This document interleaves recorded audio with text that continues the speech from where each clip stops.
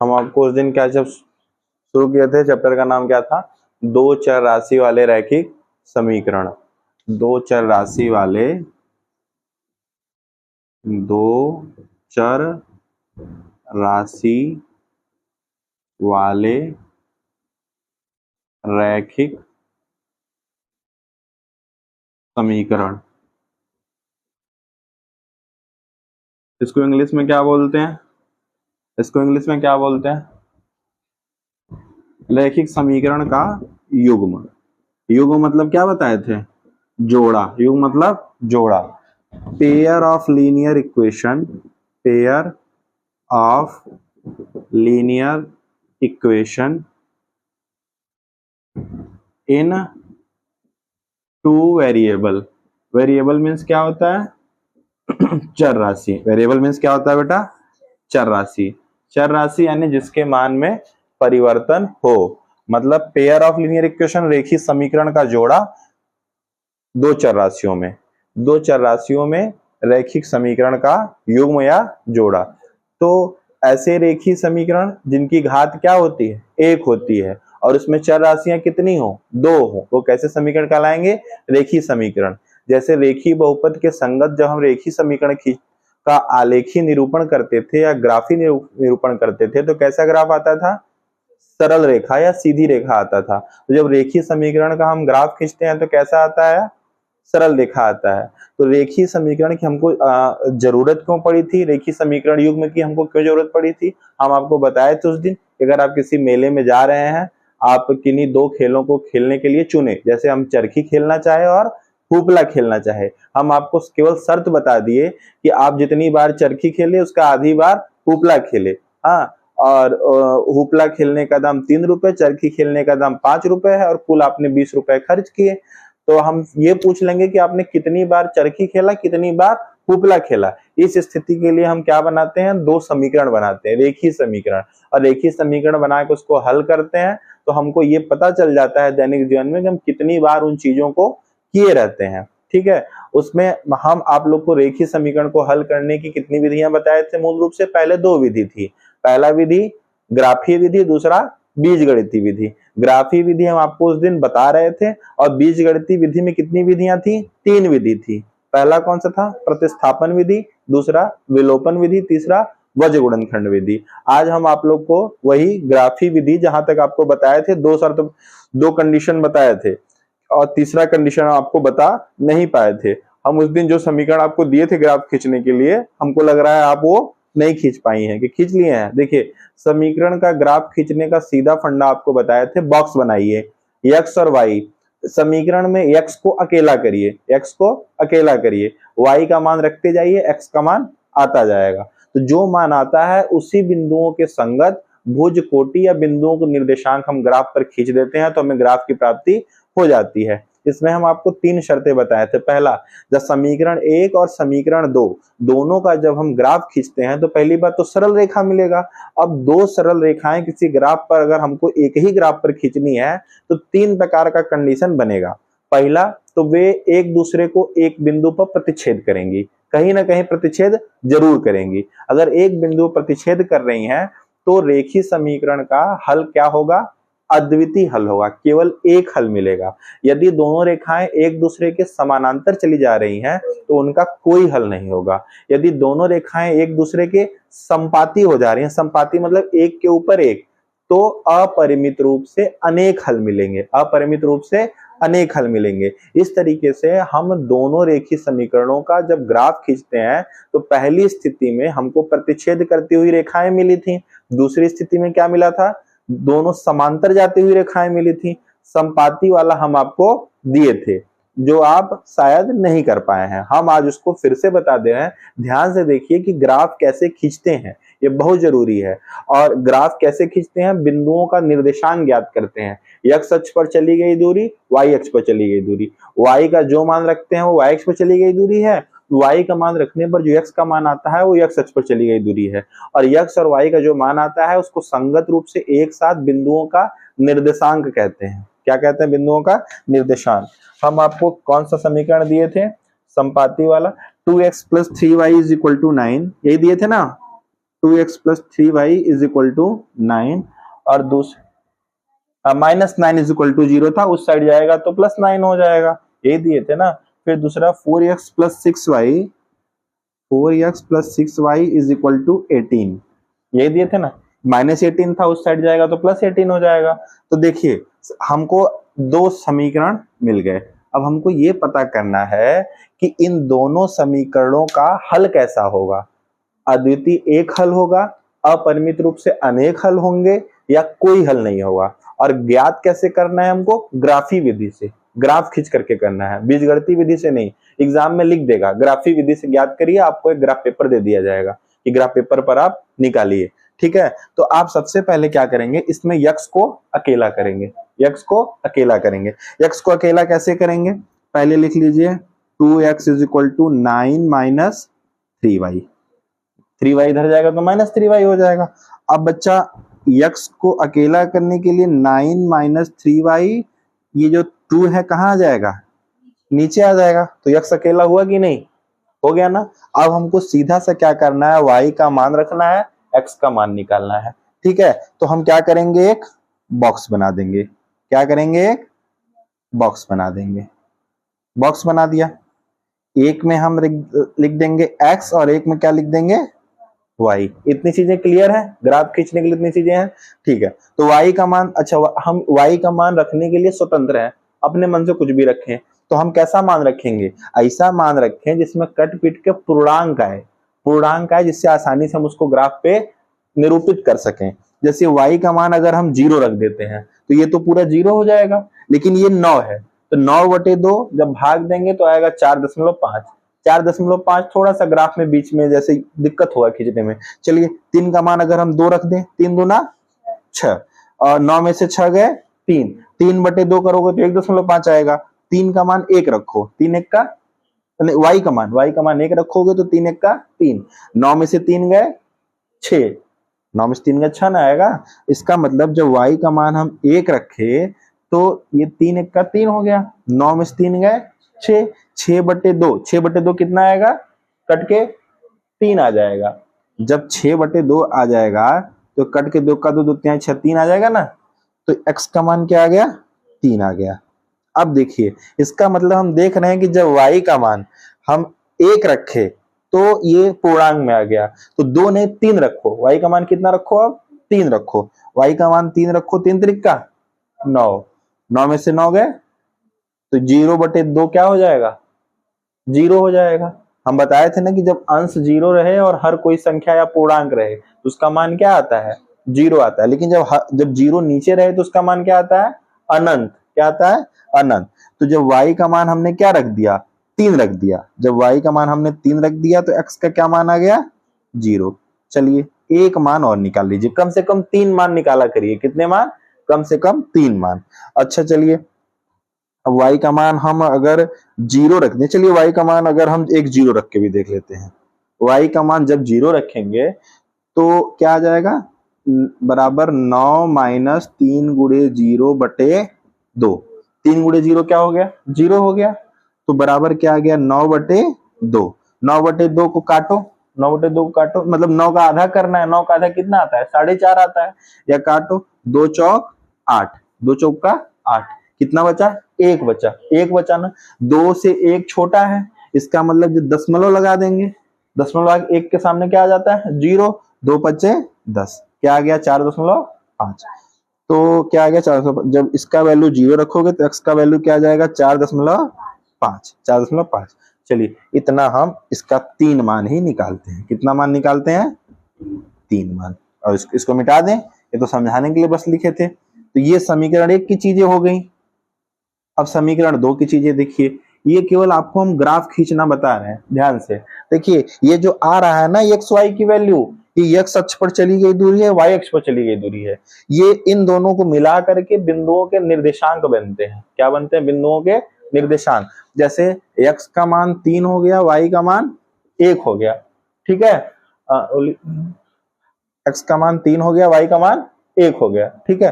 तो जब इन दोनों को जब हम निर्देशांक के रूप में ऐसे न लिखते हैं, ऐसे लिखते हैं ना। इसको क्या कहते हैं, एक्स अक्ष पर चली गई दूरी, इसको क्या कहते हैं, वाई अक्ष पर चली गई दूरी, ठीक है। और इसको किसी बिंदु का निर्देशांक कहते हैं। एक्स अक्ष पर चली गई दूरी को हिंदी में क्या कहते हैं, भुज, क्या कहते हैं, भुज। वाई अक्ष पर चली गई दूरी को हिंदी में क्या कहते हैं, कोटि। वाई अक्ष पर चली गई दूरी क्या कहते हैं, कोटि। और इंग्लिश में एक्स अक्ष पर जो डिस्टेंस हम तय करेंगे उसको एब्सिसा कहते हैं, वाई अक्ष पर जो दूरी तय करेंगे उसको ऑर्डिनेट कहते हैं, ठीक है, जानते रहिए। और उसके बाद चलिए इसमें हम x को अकेला करते हैं। 4x is equal to 18 minus 6y, समझ में आया। ये 18 इधर ही रहेगा, 6y उधर जाके माइनस 6y हो जाएगा। और x बराबर 18 माइनस 6y बटे 4, ठीक। इस 4 को नीचे ला देंगे, x का गुणांक। अब देखिए हम इसका बॉक्स बनाते हैं, क्या बनाते हैं, बॉक्स। बॉक्स मतलब x का मान रखेंगे और y का मान निकलेगा, या तो y का मान रखेंगे x का, तो इसमें किसका मान रखेंगे, y का। जिसको अकेला कर देते हैं उसका मान नहीं रखते हैं, दूसरे वाले का मान रखते हैं। यहां से हम y को भी अकेला कर सकते थे, 18, 4x को इधर पक्षांतर करके माइनस 4x, y के गुणांक 6 को नीचे कर देते, तब हम x का मान रखते, y का मान आता। चलिए अब यहां देखिए x का मान, y का मान अगर हम रख दें 2 रख दें, y का मान क्या रख दें, 2 रख दें, या y का मान 1 रख देते हैं, पहले 1 रखते हैं, y का मान 1 रख दें तो 6 का 6, 18 माइनस 6 का 6 बटे 4, 18 में से 6 गए 12 बटे 4, 4 1 का 4, 4 3 12। इसका मतलब तब x का मान क्या आ जाएगा, 3 आ जाएगा। x का मान 3 कब आएगा, जब y का मान 1 रख देंगे। चलिए भैया अब 1 के बाद चलिए y का मान हम 0 रख देते हैं, एक बार y का मान क्या रख देते हैं, 0, या 1 के बाद 3 रख दो, ये देखिए 3, y का मान हम 3 रखेंगे तो 18 माइनस 6 त्रिक 18 बटे 4, 18 माइनस 18 क्या हो गया, 0 बटे 4 बराबर 0। x की वैल्यू 0, y की वैल्यू 3। आप ये सोच रहे होंगे कि हम क्यों यही वाली वैल्यू रख रहे हैं, क्योंकि हम देख रहे हैं कि जब भी y का मान हम रख रहे हैं 1 तो x का मान 3, यहाँ पर भी y का मान 1, x का मान 3, सब मान सेम होता चला जा रहा है। उसके बाद देखिए y का मान क्या रख दीजिए, 0, y का मान 0 रख देंगे तो 18 माइनस 6 गुणे 0 बटे 4, ये तो 0 हो गया, 18 बटे 4, 18 बटे 4 को जब आप भाग देंगे 4 चौक 16, यही ना होगा। 8 में से 6 गए 2, 1 में से 1 गए 0, अब 2 छोटा हो गया, अब यहां जब दशमलव बढ़ाएंगे तब ना 0 बढ़ाएंगे, 4 पच्चे 20, 0 0, ठीक है। तो क्या वैल्यू आ गई, 4.5, 4.5। तो समझ में आया ना, जब हम y की वैल्यू 0 रखेंगे तो x की वैल्यू क्या आ जाएगी, 4.5, ठीक है। इसको मिटा देते हैं, इसी का रिमोट दीजिए। तो फिर देखिए ये आपका कौन सा एक्सिस हो गया, y एक्सिस। ये आपका कौन सा एक्सिस हो गया, y एक्सिस। ये कौन सा एक्सिस है आपका, x axis, x x dash y y dash.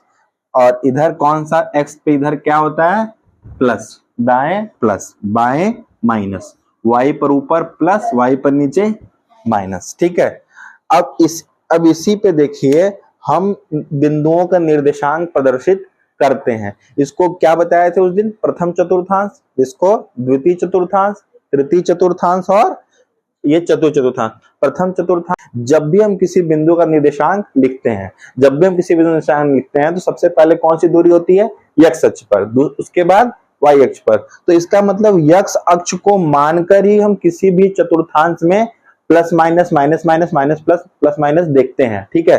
तो x अक्ष को हमेशा केंद्र में रखते हैं। इसको कौन सा चतुर्थांश कहते हैं, प्रथम चतुर्थांश, इसको द्वितीय, इसको तृतीय, इसको चतुर्थ। ये चतुर्थांश जो होता है वो घड़ी की उल्टी दिशा में चलता है, घड़ी की उल्टी दिशा में। तो पहला के बाद दूसरा चतुर्थांश ये नहीं रहेगा, दूसरा कौन रहेगा, ये रहेगा, तीसरा ये, चौथा ये। अब देखिए x अक्ष को मानते रहिए, जब प्रथम चतुर्थांश में x अक्ष पर क्या है, प्लस है, और y अक्ष पर क्या है, प्लस है, तो दोनों प्लस प्लस हो गया।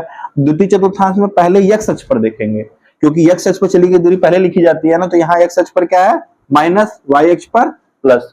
तृतीय चतुर्थांश में सबसे पहले कौन सा अक्ष वाला देखेंगे, x अक्ष वाला। तृतीय चतुर्थांश में x अक्ष पर क्या है माइनस, y अक्ष पे माइनस। और चतुर्थ चतुर्थांश में पहले कौन सा अक्ष वाला देखेंगे, x अक्ष वाला, क्योंकि x अक्ष पर चली गई दूरी पहले लिखी जाती है, तो x अक्ष पर प्लस, y अक्ष पर माइनस। क्लियर हो गया। अब देखिए हमको अधिकतम कहां तक चाहिए, 5 तक। 1 2 3 4 5, इधर प्लस हो गया, y अक्ष पर 1 2 3 4 और 5। क्लियर हो गया ना। अब देखिए सबसे पहले हमको, जब प्रथम समीकरण का हम बॉक्स लिए तो सबसे पहले हमको कौन सा बिंदु मिला, 3 1, फिर 0 3, फिर 4.50। अब ये पूछ सकते हैं कि काहे 1 3 नहीं लिखा गया, 3 0 नहीं लिखा गया, 0 4.5 क्यों नहीं लिखा गया, क्यों, क्योंकि पहले x अक्ष पर चली गई दूरी हम लिखते हैं, फिर y अक्ष पर चली गई दूरी हम लिखते हैं। हमको 3 बिंदु मिले, पहला 3 1, मतलब x अक्ष पर चली गई दूरी 3 है, y अक्ष पर चली गई दूरी 1 है, तो पहला बिंदु ये मिल गया। दूसरा x अक्ष पर चली गई दूरी 0, y अक्ष पर चली गई दूरी 3, x अक्ष पर चली गई दूरी 0 कहाँ रहेगी, यहाँ 0 0, इस बिंदु निर्देशांक क्या होता है 0 0। x अक्ष पर चली गई दूरी 0 है, y अक्ष में चली गई दूरी +3, मतलब ये यहां मिल गया। फिर x अक्ष पर चली गई दूरी 4.5 है, 4.5 4.5 का मतलब 4 और 5 के बीच में है, और y अक्ष पर चली गई दूरी क्या है 0, तो ये कहां आ गया, ये यहां आ गया। अब देखिए सेम यहां पर भी है, सेम यहां पर भी, मतलब इसके लिए भी यहीं पर, यानी पहले समीकरण की जो सरल रेखा मिलेगी यहीं से होकर के जाएगी, और दूसरे समीकरण की भी जो सरल रेखा मिलेगी इसके ऊपर से ही होकर के जाएगी। इसका मतलब देखिए ग्राफ से भी हमको पता चल गया, ग्राफ से भी हमको पता चल गया कि दोनों समीकरणों के संगत जब ग्राफीय निरूपण हम करते हैं तो दोनों जो सरल रेखाएं मिलती हैं वे क्या है, संपाती हैं, वो क्या है, संपाती हैं। इस तरीके से इन दोनों समीकरणों के कितने हल होंगे, अपरिमित रूप से अनेक हल होंगे। जब संपाती होता है तो ढेर सारे हल, अब देख रहे हैं ना ऐसे ही ऐसे ढेर सारे हल इसके मिलते जाएंगे। ठीक है, समझ में आ गया। इस तरीके से जब दो समीकरण हमको दिए हैं, दोनों समीकरणों का हमको देकर पूछा जाए ग्राफी विधि द्वारा पता करिए कि इनका एक हल होगा कि ढेर सारा हल होगा कि कोई हल नहीं होगा, तो क्या करते हैं, इन दोनों समीकरणों को हम x को अलग करके बॉक्स बनाते हैं, y का मान रखते हुए मान याद करते हैं, बिंदुओं का निर्देशांक पता करके ग्राफ पर निरूपित कर देते हैं। यदि दोनों सरल रेखाएं एक दूसरे को काट रही हैं तो जिस बिंदु पर काट रही हैं वही उसका क्या कहलाता है, समीकरण का अद्वितीय रूप से एक हल कहलाता है। अगर दोनों एक दूसरे के समांतर जा रही हैं तो यानी कहीं नहीं काटेंगे, कोई हल नहीं होगा। यदि दोनों रेखाएं एक दूसरे पर संपाती हैं, एक दूसरे पर कोइंसिडेंट कर जाती हैं, तो कितने हल होंगे, ढेर सारे, अनंत हल होंगे। अच्छा, इस चीज को अब हम समझते हैं। देखिए अब आपको हम 3 समीकरण बता चुके हैं। कितने समीकरण, 3 समीकरण बना चुके हैं।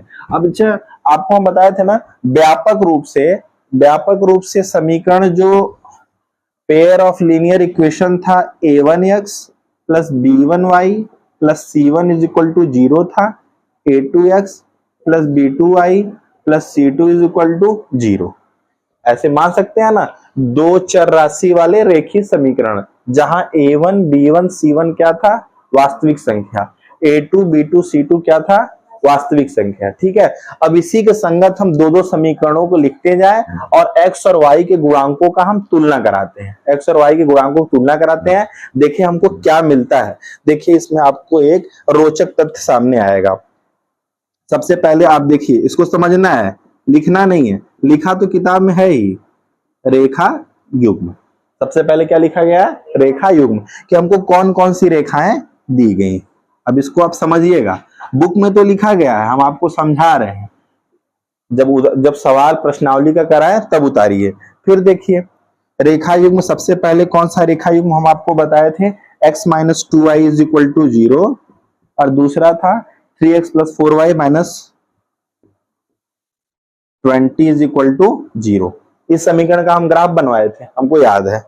फिर दूसरा आइए, दूसरा है 2x plus 3y minus 9 is equal to 0, 2x plus 3y minus 9 is equal to 0, और 4x 6y minus 18, 4x plus 6y minus 18 is equal to 0। और तीसरा इक्वेशन आपका था x plus 2y minus 4 is equal to 0 और 2x plus 4y minus 12 is equal to 0। अब देखिए ये तीनों आपका दो चर राशि वाले रेखीय समीकरण का जोड़ा मिल गया ना, ये तीनों। अब हमको इसमें क्या करना है, a1 upon a2, b1 upon b2, c1 upon c2 ज्ञात करना है। हम देखते हैं क्या स्थितियां बनती हैं, हम देखते हैं क्या स्थितियां बनती हैं। पहला हमको क्या निकालना है, a1 अपान a2, फिर इसका निकालना है b1 अपान b2, फिर निकालना है c1 अपान c2। देखते हैं क्या स्थितियां बनती हैं और इसके आधार पर ग्राफीय निरूपण, ग्राफीय निरूपण, ग्राफीय निरूपण। फिर देखते हैं बीजगणितीय निरूपण। ग्राफीय निरूपण के बाद क्या आता है, बीज गणितीय निरूपण। देखिए किताब में बहुत अच्छे ढंग से बताया गया है, हम आपको समझा दे रहे हैं। ग्राफीय निरूपण, ठीक है। अच्छा बताइए इस समीकरण में a1 क्या है, x का गुणांक, और a2 क्या है, दूसरे समीकरण में x का गुणांक। a1 अपान a2 यानी a1 का मान क्या है 1, a2 का मान क्या है 3, तो a1 अपान a2 को लिख देंगे 1/3, ठीक है। b1 की जगह पे क्या है -2, -2 चिन्ह का ध्यान दीजिए, बुद्धि ठीक कर देंगे। कब से हम समझा रहे हैं, y का गुणांक क्या है -2 और दूसरा y b2 का मान क्या है +4, तो हो जाएगा -2 अपान 4। फिर c1 अपान c2 की वैल्यू क्या है, c1 का मान तो 0 दिया गया है, c1 का मान तो 0 दिया गया है, c2 का मान -20, c2 का मान -20, यानी 0 अपान -20 क्या हो जाएगा 0 हो जाएगा, क्या हो जाएगा 0 हो जाएगा। फिर देखिए यहाँ a1 अपान a2 का क्या मान है 2 है, a2 का 4 है, तो 2/4, इसको काटेंगे तो वैल्यू क्या आ जाएगी, 2 का 2, 2 दूना 4, 1/2 आ जाएगा। b1 अपान b2 का क्या मान है 3/6, 3/6 काटेंगे, 3 1 का 3, 3 दूना 6। फिर c1 अपान c2 का क्या मान है, c1 का मान क्या है 9, c2 का मान -18। अच्छा अगर कहीं हम सवाल इस तरीके से दिए रहे कि आपका -9 बराबर के इस साइड रहे, +9 रहे, तो आप वैसे ही +9 c1 का मान नहीं उतार देंगे, पहले उसको 75 करके इस साइड लाएंगे, यानी दाहिने साइड हम 0 बना के तब a1 b1 c1 a2 b2 c2 हम लिखेंगे। तो c1 का मान क्या है -9, c2 का मान -18। अच्छा यहीं पर अगर समीकरण हम आपको इस तरीके से लिखे रहते 2x + 3y = 9, तो आप सीधा c1 का मान 9 नहीं लिख देते, आप 9 को पहले किधर लाते 75 करके बाएं लाते, दाहिने भाग को 0 करेंगे, तब a1 upon a2 b1 upon b2 c1 upon c2 आप लिखेंगे। अब देखिए माइनस माइनस कट के क्या हो जाएगा प्लस, 9 1 का 9, 9 दूना 18 हो गया।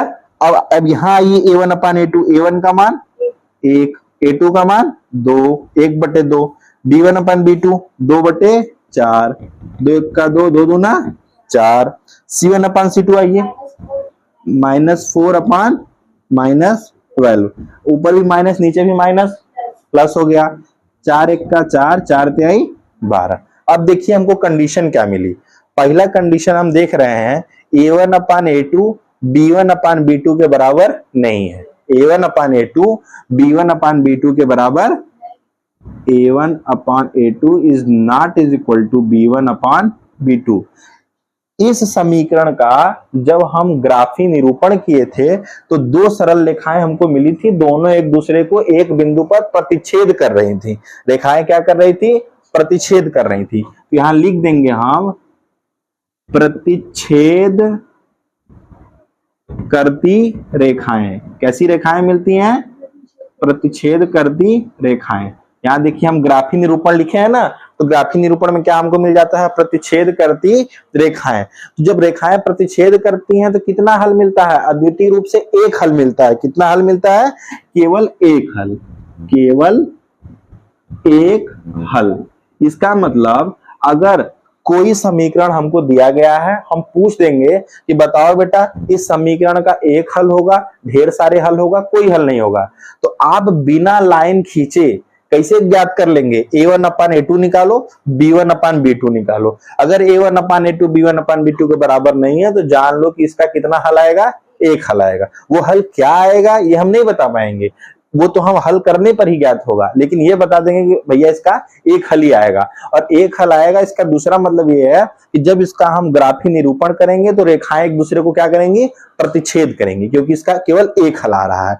अब यहाँ देखिए इस कंडीशन में a1 अपान a2 का मान क्या आया, 1/2, b1 upon b2 1/2, c1 upon c2 1/2, यानी a1 upon a2 is equal to b1 upon b2 is equal to c1 upon c2। ठीक है, इस तरीके का अभी इसका तो अभी हम ग्राफ बनाए थे ना, अभी इसका ग्राफ बनाए थे तो क्या मिला था, समपाती रेखाएं मिला था। कैसी रेखाएं मिली थी, समपाती रेखाएं, समपाती। अच्छा हम रेखाएं क्यों लिख रहे हैं, क्योंकि दो रेखाएं थी ना, समपाती रेखाएं। जब समपाती रेखाएं मिलती हैं तो कितना हल मिलता है, अनेक हल। कितने हल मिलते हैं, अनेक हल। यानी अगर कोई हम समीकरण दे दें और दो समीकरण, रेखीय समीकरण, और पूछ दें कि इसके कितने हल होंगे बताओ, तो आप a1 अपान a2 का मान निकाले जो आया, फिर b1 अपान b2 का मान निकाले जो आया, फिर c1 अपान c2 का मान निकाले। अगर तीनों मान बराबर कर गया इसका मतलब इसके कितने हल आने वाले हैं, ढेर सारे हल आने वाले हैं। और हम पूछ दें बताओ इन दोनों का जब हम ग्राफी निरूपण करेंगे तो कैसी रेखाएं मिलेंगी, तो आप बताएंगे समपाती रेखाएं मिलेंगी। ठीक है, तीनों बात जानिए। जब दो रेखीय समीकरणों का ग्राफ खींचने पर रेखाएं समपाती मिलती हैं तो उनके अनेक हल होते हैं। दूसरी बात, जब दो रेखीय समीकरणों के अनेक हल होते हैं तो उनके ग्राफी निरूपण करने पर जो सरल रेखाएं मिलती हैं वो कैसे मिलती हैं, समपाती मिलती हैं। कैसे मिलती हैं, समपाती। अब तीसरी कंडीशन में आप देखिए a1 upon a2 b1 upon b2 के बराबर है, लेकिन c1 अपान c2 के बराबर नहीं है। इसका मतलब a1 अपान a2 बराबर b1 upon b2 is not equal to c1 upon c2। अब इसका जब हम ग्राफ बनाए थे तो कैसी रेखाएं मिली थी, समांतर रेखाएं मिली थी। पिछली क्लास में हम जब इसका ग्राफ बनाए थे तो कैसी रेखाएं मिली थी, समांतर रेखाएं। कैसी रेखाएं मिली थी, और समांतर रेखाएं मिलने का क्या मतलब है बेटा, कितने हल, कोई हल नहीं। समांतर रेखाएं मिलने का मतलब कोई हल नहीं। समझ गए बात को। अब देखिए इस चार्ट से हमको क्या क्या सीखने को मिला कि जब भी हमारे सामने दो सरल रेखाओं के समीकरण दिए रहे, रेखीय समीकरण दिए रहे, हम आपसे पूछते हैं कि बताइए इनका कोई हल होगा कि कोई हल नहीं होगा कि ढेर सारा हल होगा, तो सीधे सीधे हम कैसे पता करेंगे, इन दोनों समीकरणों का इस सामान्य समीकरण से तुलना कराएंगे। a1 का मान a2 का मान, b1 का मान b2 का मान, c1 का मान c2 का मान। इसको जीरो हम क्यों इधर से ले रहे हैं, क्योंकि जीरो इधर भी लाओगे तो कोई मतलब रहेगा नहीं। a1 का मान a2 का मान, b1 b2 c1 c2 चिन्ह के साथ, a1 a2 b1 b2 c1 c2। अब देखिए पहली कंडीशन क्या थी, जब a1 upon a2 b1 upon b2 के बराबर भी ना हो और c1 अपान c2 के बराबर भी ना हो, तो कैसी रेखाएं मिलती थी हमको, प्रतिच्छेद करती हुई रेखाएं। और प्रतिच्छेद कर रही हैं तो उसके कितने हल होंगे, एक हल होंगे, क्योंकि एक ही बिंदु पर प्रतिच्छेद कर रही थी ना। अब जब दोनों रेखीय समीकरणों का a1 upon a2 b1 upon b2 c1 upon c2 सबके बराबर होता है तो कैसी रेखाएं मिलती हैं, समपाती रेखाएं मिलती हैं, यानी अपरिमित रूप से अनेक हल मिलते हैं। अब जब a1 upon a2 b1 upon b2 के बराबर तो होता है लेकिन c1 अपान c2 के बराबर नहीं होता है, तो कैसी रेखाएं मिलती हैं, समांतर रेखा। समांतर रेखाएं मिलने का मतलब कितने हल होंगे, कोई हल नहीं होगा। ठीक, इतना आप जान गए तो अब जान लीजिए कि आप कोई भी सवाल इस चैप्टर का हल कर लेंगे। इसको मिटा दें, इसको बुक से देख करके अच्छे से आप समझ लीजिएगा। उतारे होंगे तो वो भी ठीक है। इसका मतलब रेखीय समीकरण की कितनी शर्तें हो सकती हैं, तीन शर्तें हो सकती हैं। अपरिमित हल, कोई हल नहीं, केवल एक हल। चलिए हम आपको एक क्वेश्चन दे रहे हैं, आप बताइए इसके कितने हल होंगे। प्रश्नावली 3.1 का सवाल है। चलिए अगर आपको हम एक रेखीय समीकरण दे रहे हैं 5x माइनस 4y प्लस 8 बराबर 0, 5x माइनस 4y प्लस 8 बराबर 0, और दूसरा है 7x प्लस 6y बराबर 9। अब हम आपसे पूछ दें तो बताइए इन समीकरणों का एक हल होगा, ढेर सारा हल होगा कि कोई हल नहीं होगा? तो हम कैसे ज्ञात करेंगे? पहले a1 अपान a2 निकालेंगे, फिर b1 अपान b2 निकालेंगे, फिर c1 अपान c2 निकालेंगे। अब सबसे पहले तो इसमें हम ये देख रहे हैं कि समीकरण 1 में सब बाएं करके दाहिने जीरो तो है, लेकिन समीकरण 2 में दाहिने जीरो नहीं है। तो पहले इसको 9 को पक्षांतर करके इधर लाओ। 7x प्लस 6y माइनस 9 बराबर 0। अब कायदे से इसको 1 लिखो और इसको 2 लिखो। ठीक है, अब लिखो, हम जानते हैं रेखीय समीकरण के युग्म क्या होते हैं? a1x के युग्मों का सामान्य रूप a1x plus b1y plus c1 बराबर 0, a2x plus b2y plus c2 बराबर 0। हम जानते हैं रेखीय समीकरण के युग्मों का सामान्य रूप ये होता है। जब इससे हम तुलना कराएंगे तो a1 का मान क्या है बेटा? 5, a2 का मान 7, b1 का मान -4, b2 का मान +6, c1 का मान c2 का मान -9। 9 इधर से इधर आ गया था तो -9 हो गया था ना। अब देखिए a1 अपान a2 निकालिए। a1 अपान a2 क्या आ गया? 5/7। b1 अपान b2 निकालिए, -4/6, या काटेंगे तो हो जाएगा 2 दूना 4, 2 तिया 6, माइनस का माइनस रहेगा। फिर c1 अपान c2 का मान क्या आ जाएगा बच्चा? 8/-9। अब आप यहां देख रहे हैं a1 upon a2 b1 upon b2 के बराबर भी नहीं है और c1 अपान c2 के बराबर भी नहीं है। a1 upon a2 is not equal to b1 upon b2 is not equal to c1 upon c2। तो कौन सी कंडीशन थी? जब तीनों एक दूसरे के बराबर न रहे तो इसका मतलब इन दोनों समीकरणों से खींची हुई सरल रेखाएं एक दूसरे को प्रतिच्छेद करती हैं। प्रतिच्छेद करने का मतलब कितना हल आएगा? एक हल आएगा। इसका मतलब इसका कितना हल आएगा? एक हल आएगा। अच्छा, ये जान लीजिए कि संगत युग्म जब दो रेखीय समीकरणों को हल करने पर उनका एक हल आता है तो उनके युग्म को नाम देते हैं संगत युग्म। क्या नाम देते हैं? संगत युग्म। क्या नाम देते हैं? संगत युग्म। ये तो सवाल समझ में आ गई ना। अब देखिए, जब दो रेखीय समीकरणों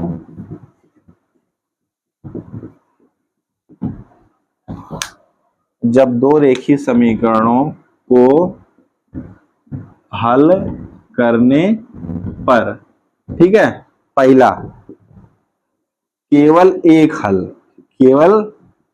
एक हल, तो ऐसे रेखीय समीकरणों के युग्म को कहते हैं संगत युग्म। संगत युग्म, ठीक है बेटा। कंसिस्टेंट पेयर, कैसा पेयर?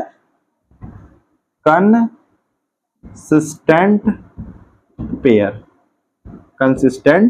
पेयर। और जब ढेर सारे हल होते हैं या अपरिमित रूप से अनेक हल होते हैं, और तीसरा कंडीशन क्या था? कोई हल नहीं। तो जब कोई हल नहीं तो ऐसे रेखीय समीकरण के युग्म को क्या कहते हैं? असंगत युग्म। क्या कहते हैं बेटा? असंगत युग्म। असंगत युग्म को इंग्लिश में कहते हैं इनकंसिस्टेंट पेयर। ठीक है बेटा। और तीसरा क्या था? अनेक हल। अनेक हल का मतलब इसको कहते हैं आश्रित युग्म। क्या कहते हैं? आश्रित युग्म। रेखीय समीकरण के जोड़े को क्या कहते हैं? ये भी संगत ही होता है। इसको इंग्लिश में कहते हैं डिपेंडेंट पेयर। इंग्लिश में क्या कहते हैं? Dependent pair. अब जब हम आपसे पूछ दें कि बताओ बेटा रेखीय समीकरण का जोड़ा संगत है कि असंगत है कि आश्रित है, तो क्या करेंगे? सबसे पहले a1/a2 b1/b2 c1/c2 निकाल लेंगे। ठीक है। अगर a1/a2 is not equal to b1/b2 is not equal to c1/c2, तब क्या आता है? रेखाएं एक दूसरे को प्रतिच्छेद करती हैं, केवल एक हल मिलेगा। रेखीय समीकरण का युग्म कैसा होगा? संगत युग्म होगा। ठीक है। और दूसरा कंडीशन क्या था? a1/a2 is equal to b1/b2 is equal to c1/c2, तब रेखाएं एक दूसरे के संपाती होती हैं, अपरिमित रूप से अनेक हल आता है, और वो कैसे युग्म कहलाते हैं? आश्रित युग्म। कैसे? आश्रित युग्म या डिपेंडेंट पेयर। और तीसरा क्या था कि जब a1/a2 is equal to b1/b2 तो है, लेकिन c1/c2 के बराबर नहीं है, तब दोनों रेखाएं एक दूसरे के कैसी थी? समांतर थी, यानी कोई हल नहीं। जब कोई हल नहीं तो उस जोड़े को कैसा जोड़ा कहेंगे? असंगत जोड़ा या असंगत युग्म, इंग्लिश में कहते हैं इनकंसिस्टेंट पेयर। ठीक है, अब देखिए आपके प्रश्नावली की जो सवाल है, प्रश्नावली 3.1 की पहली सवाल है कि कक्षा यक्स के 10 विद्यार्थियों ने एक गणित की पहेली प्रतियोगिता में भाग लिया। कक्षा यक्स के कितने विद्यार्थियों ने? यक्स मतलब 10 के, कक्षा 10 के 10 विद्यार्थियों ने गणित की पहेली प्रतियोगिता में भाग लिया, और दिया है यदि लड़कियों की संख्या लड़कों की संख्या से 4 अधिक है। तो सबसे पहले इस तरह के सवालों को हल करने के लिए हम मान लेते हैं। क्या करते हैं? मान लेते हैं। माना जो पूछा है, लास्ट में क्या पूछा है? लड़कों और लड़कियों की संख्या ज्ञात करिए। लास्ट में क्या पूछा? लड़के और लड़कियों की संख्या। तो माना लड़कों की संख्या क्या है? यक्स। माना लड़कों की संख्या क्या है? यक्स। और लड़कियों की संख्या, लड़कियों की संख्या क्या मान लेंगे बेटा? वाई। ये प्रश्नावली की पहली सवाल आपको बता रहे हैं, लड़कियों की संख्या वाई। अब पहला शर्त दिया है 10 विद्यार्थियों ने पहली प्रतियोगिता में भाग लिया है। इसका मतलब यक्स और वाई को जोड़ने पर क्या आता है? 10। लड़कों की संख्या लड़कियों की संख्या मिलाकर के 10 होगा ना, तो ये आपका समीकरण 1 मिल गया। कोष्टक में लिख देंगे प्रथम शर्तानुसार, मतलब प्रथम शर्तानुसार क्या है? दोनों का जो योग क्या है? 10 है। भाई लड़के लड़के मिलाकर बताया ना 10 विद्यार्थियों ने भाग लिया। अब दूसरा शर्त क्या दिया है? लड़कियों की संख्या लड़कों की संख्या से 4 अधिक है, यानी लड़कियों की जो संख्या है y, लड़कियों की संख्या y लड़कों की संख्या से 4 अधिक है। अब इधर देखिए, लड़कियों की संख्या y लड़कों की संख्या से 4 अधिक है, यानी अगर लड़कियों की संख्या 6 है, लड़कियों की संख्या 6 है, तो लड़कों की संख्या क्या रही होगी? 2 रही होगी। तब नहीं इसमें 4 जोड़ेंगे तो ये 6 के बराबर हो जाएगा। अगर लड़कियों की संख्या 10 है तो लड़कियों की संख्या 10 है तो लड़कों की संख्या क्या रही होगी? 6 रही होगी। तब ना 4 जोड़ेंगे तो 10 हो जाएगा। तो हमको दूसरा समीकरण क्या मिल गया? y बराबर x प्लस 4। या अब हम क्या करते हैं, इसको अच्छांतर पच्छांतर कर लेते हैं। तो y को इस साइड लाओ या तो x को इस साइड ले जाओ। हम y को इस साइड ले जाते हैं और 4 को इस साइड ले जाते हैं। 4 को इस साइड लाएंगे तो -4 हो जाएगा, x y को इस साइड जाएंगे तो -y हो जाएगा। अब इसी को सीधा कर दो, x माइनस वाई बराबर -4। ये हो गया समीकरण 2। इसको लिख देंगे द्वितीय शर्तानुसार। क्या लिख देंगे बेटा? द्वितीय शर्तानुसार। अब देखिए, जब 2 समीकरण आपके मिल गए तो सवाल आपका आराम से हल हो गया। अब ये हम आपको कौन सी विधि बता रहे हैं समीकरणों को हल करने की? ग्राफी विधि। अभी बीजगणितीय विधि में हम नहीं गए हैं, ग्राफी विधि बता रहे हैं। तो आपका दिया है कि कक्षा 10 में पढ़ने वाले लड़के और लड़कियों की संख्या 10 है जो पहली प्रतियोगिता में भाग लिए हैं। तो यानी लड़कों की संख्या x मान ली, लड़कियों की संख्या y मान ली, x प्लस वाई बराबर 10। दूसरा शर्त ये दिया है लड़कियों की संख्या यानी y लड़कों की संख्या यानी x से 4 अधिक है। जो बोल रहा है चुपचाप उसको लिखते जाइए, y बराबर x प्लस 4। अब अच्छांतर पच्छांतर करके x y को एक साइड ले लीजिए और 4 को दूसरी दिशा में ले जाइए। अब देखिए हम लोग क्या करते हैं, अब इसको दिया है कि ग्राफी विधि से इसका हल ज्ञात करिए। किससे का हल ज्ञात करिए? ग्राफी विधि से। और इसका ग्राफ बनाने के लिए पहले वाले समीकरण में x को अकेला करेंगे, अकेला करके बॉक्स बनाएंगे, x का मान रखो y का मान आएगा। दूसरे समीकरण में भी x को अकेला करेंगे, बॉक्स बनाएंगे, y का मान रखो x का मान आएगा। बिंदुओं निर्देशांक बनेंगे, निर्देशांक बन के जब हम ग्राफ खींचेंगे हम देखेंगे कि ये दोनों एक दूसरे को एक बिंदु पर काट रहा है, कि समांतर जा रहा है, कि संपाती हो रहा है। तो अगर एक बिंदु पर काट रहा है तो जिस बिंदु पर काटेगा वही समीकरण का हल होगा, x का और y का मान। ये आप इन दोनों समीकरणों का ग्राफ घर से खींच करके लाएंगे। ये